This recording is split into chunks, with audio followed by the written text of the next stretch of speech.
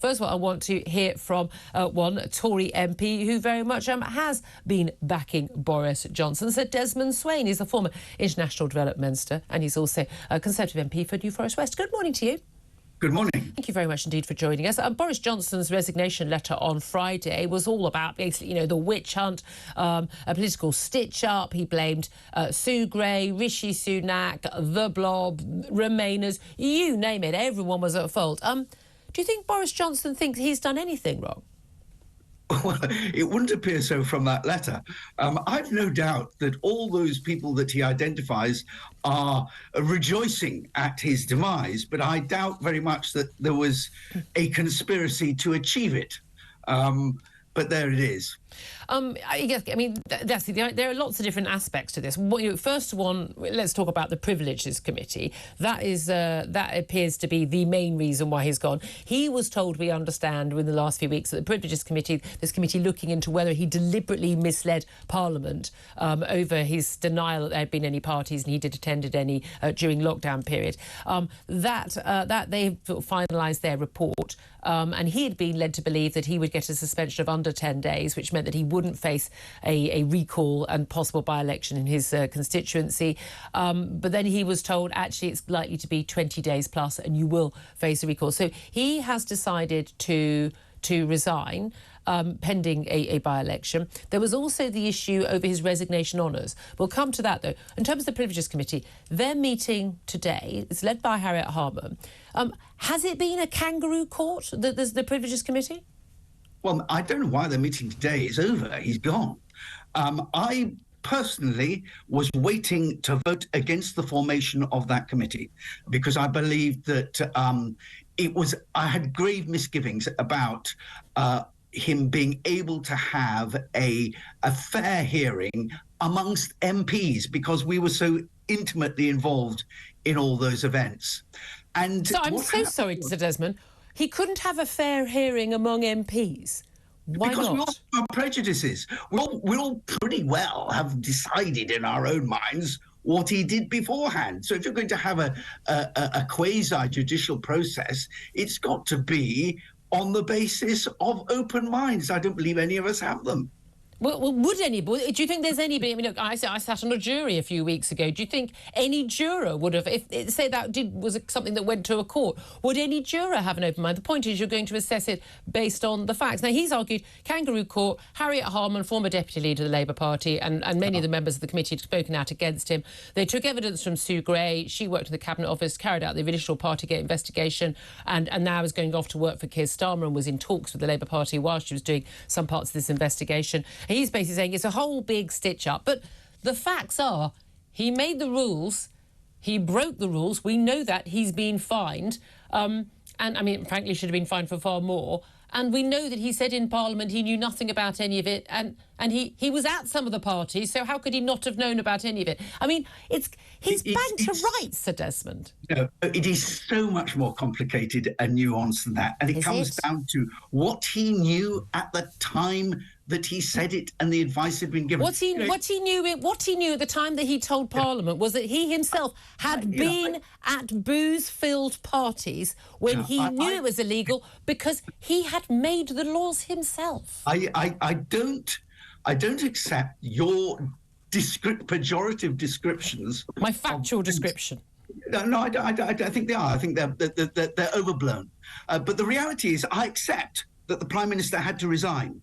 I don't think he could possibly have stayed on in the circumstances. If he didn't do anything wrong, why did he have to resign? Because the way you have described them is the way most people perceive them. I know that from my own experience.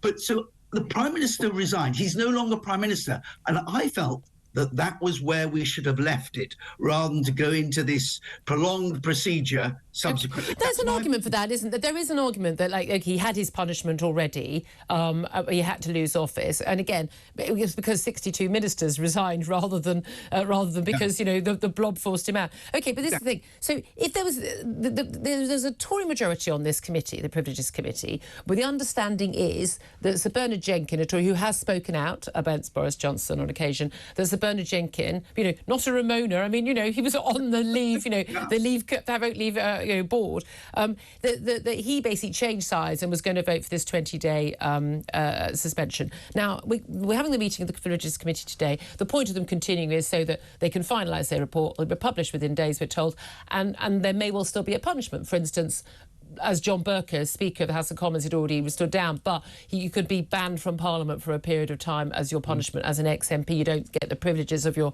being able to still use your pass. But crucially here is, if the Prime Minister says, well, this is a stitch-up, it was, a Sunak-led stitch-up that forced me out as Prime Minister. It's this kangaroo court of this committee.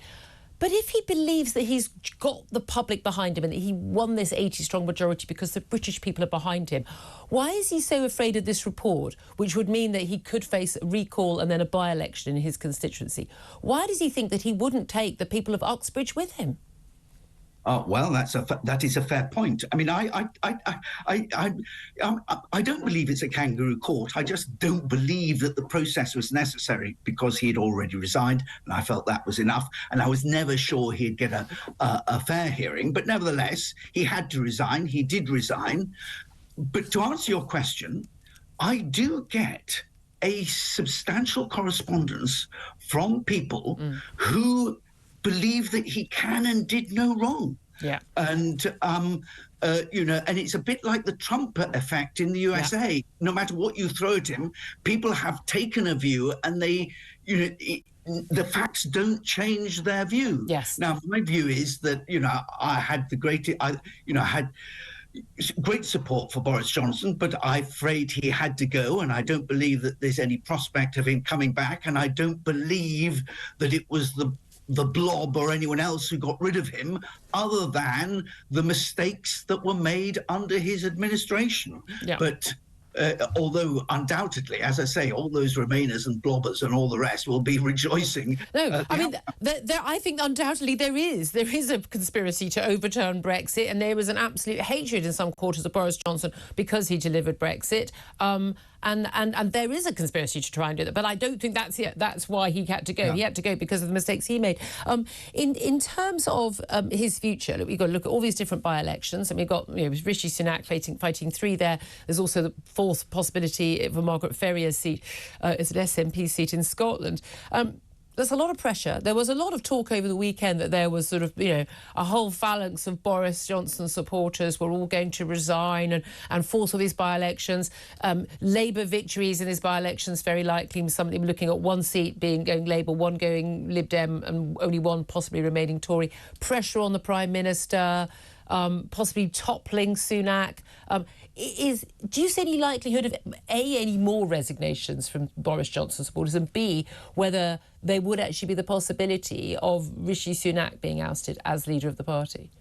Well, I don't think it's the slightest prospect of Rishi being ousted, and I would be very, very surprised indeed at any further resignations. I can't imagine what the possible motive would be. I mean, the very fact that we are having this conversation is of deep regret to me.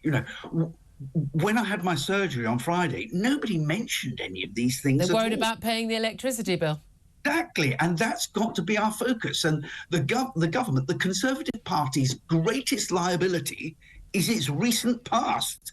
And the further we can put that behind us and start concentrating on what people really are worried about and worried about dealing with, that would be much better. This huge psychodrama about the future of a former Prime Minister and one or two of his most loyal acolytes is a matter of supreme indifference to most of my constituents. I feel you may well be right on that. Can I ask you, though, just finally about something which should be of supreme indifference to all of us, and that's the honours system. We understand Nadine Dorries and Nigel Adams both stood down because they found that they weren't going to get peerages as mates of Boris Johnson. I'm still amazed at some of the people on that list. I mean, it's absolutely absurd. I mean, I think honours is generally, with all due respect to Sir Desmond Swayne, pretty absurd generally as well. But there's this big row of the honours. It appears that Boris Johnson thinks that Rishi Sunak blocked a load of honours. It's now emerged. Number 10 said, look, it's official. It's a constitutional process that he did not block any, and that the House of Lords Appointments Committee, they blocked 8 peerages, and some of this was the basis of whether MPs were going to Nadine Dorries was going to stand down within 6 months or not.